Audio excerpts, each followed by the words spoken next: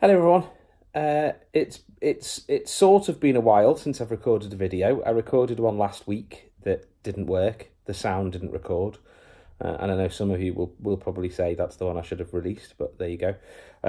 So I thought I'd better check in and let you know what's going on. And the answer to that is not much, to be honest. I'm still having the same problems with my balance. Still having the same problems with my vision. And nothing's changed on that front, and it doesn't look like anything's going to change anytime soon. You may remember last time I recorded a video I said about the fact that I was told that I was on the waiting list to get a Botox injection into the muscle of my eye. That I was told would be a maximum of 3 months, and then the last time I went in to see the ophthalmologist, they said it's 6 months. So quite frustrating to not know how long it's going to take, when it's going to happen, etc., etc. But I believe the idea is, and if you are a specialist in this sort of thing, and I'm talking broken biscuits, then please do post a comment underneath the video and let me know why. But from what I understand, there are six muscles that govern the movement of the eye, and the muscle I have here, the sort of lower one of my right eye, is bunched up tight, right? And normally they would bunch and contract depending on how the eye needed to move around. So what's happening is this one's bunched up and this one is contracting to try to bring the eye round to let me look around. As it does, it just keeps on coming back. So I'll see if I can show you. I don't know whether you're going to be able to see it on the video really, but if I try to look at you, my eye won't stay still. If I try to look at the camera, my eye won't stay still. And it's basically because one of the muscles, whichever one it is that's bunched, I'm not sure, I think it's this one, it's not letting this muscle pull the eye round because it keeps it where it is, basically. And from what I understand, the idea of the Botox injection is to cripple this muscle so that they're both locked in place and my vision is then central. So in terms of what I can see, I would be fine as long as I'm looking forward, and then only if I try to sort of look at the cut sides of my eyes or whatever would I have problems. So in terms of what I can see at the moment, if I look at the video, which is I would say about 1.5 feet away from me, the phone, maybe a foot, that's kind of fine. It's resting against a vinegar bottle, which is also fine. And then if I look to the far end of the room, there's a picture up there, and if I look, the picture looks, there's two pictures and they look as if one is there and one is there. And so the glasses that I wear bring that picture together and make it one. I'm not going to go into all that again because I've talked about that elsewhere on other videos. So this video really was to talk a little bit about the mental health side of things, because the whole reason why I wanted to do these videos was in case anybody found themselves ever in a similar position to me now, going through everything that is entailed with getting a diagnosis of multiple sclerosis, etc., etc. And I wanted somebody to be able to watch something of somebody having gone through it and know that some of the things they were going through are normal.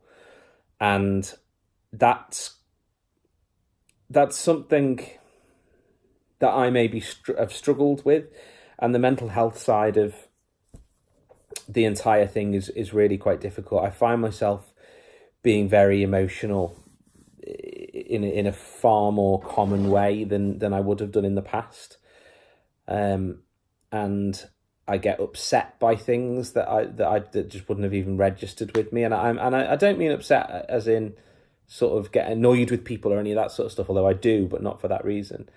I mean more in terms of if I watch something that's a bit emotional, I'll get quite emotional watching it, where previously it just wouldn't have really mattered to me.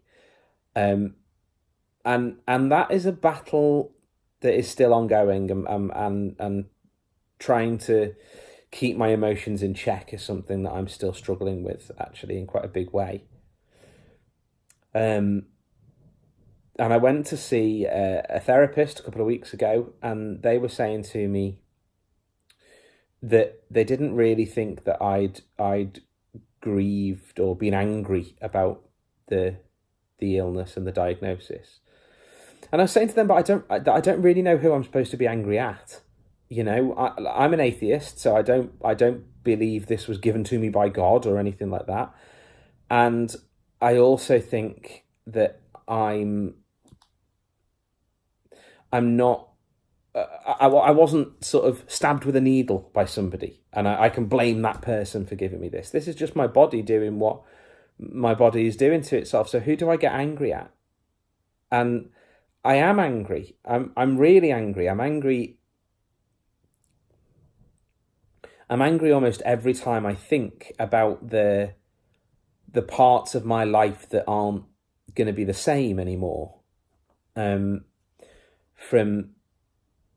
little things that I used to do. I went away last weekend with a load of my friends, and where we were staying, there was a little football pitch, and I used to love football. I was never very good at it, but I used to love playing it. And I couldn't. I basically just had to stand there with my walking stick, and if the ball came anywhere near me, try to kick it onto somebody else. Like that. That's what it's got to, and I am angry that I've lost that, and I don't know whether I'll ever get it back.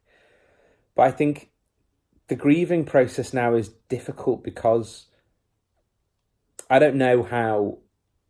I don't know how I'm supposed to grieve, really, and it is it's a difficult thing to cope with, basically. And if you ever find yourself in a similar situation to this, don't feel like you are supposed to have the answers. You're not supposed to have the answers. It's absolutely fine if you don't have the answers. You've just got to deal with things in your own way. The problem is I don't know what that way is, and I don't think I am really dealing with things very well, to be honest. I think I'm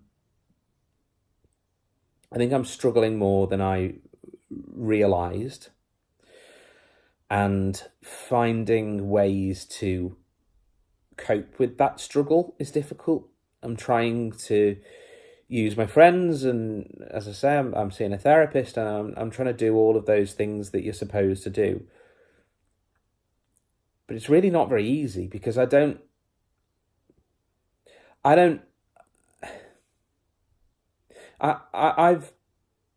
always, since I left drama school, I've called myself an actor. I've said that's what my job is that I'm an actor.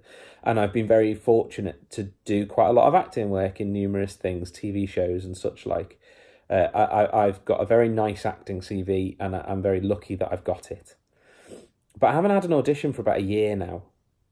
And I don't know how much longer I can say that I'm an actor when I'm not acting.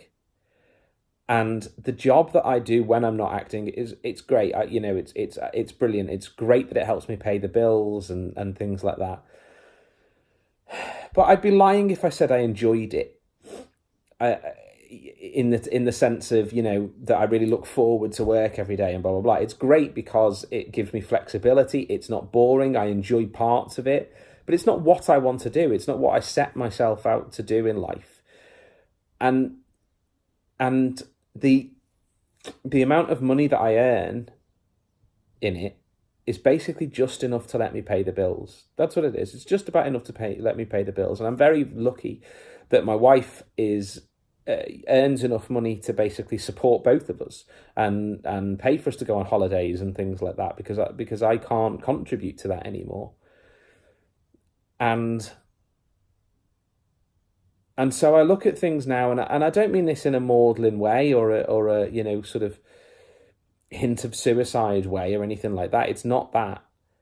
But I look and I think I don't know what the point of life is anymore, because I'm not enjoying it. I'm working just to pay the bills, and I don't know when that's ever going to change now. And that's a difficult reality to look at. It's a difficult thing to acknowledge, that a life that you thought was going in one particular direction isn't anymore. So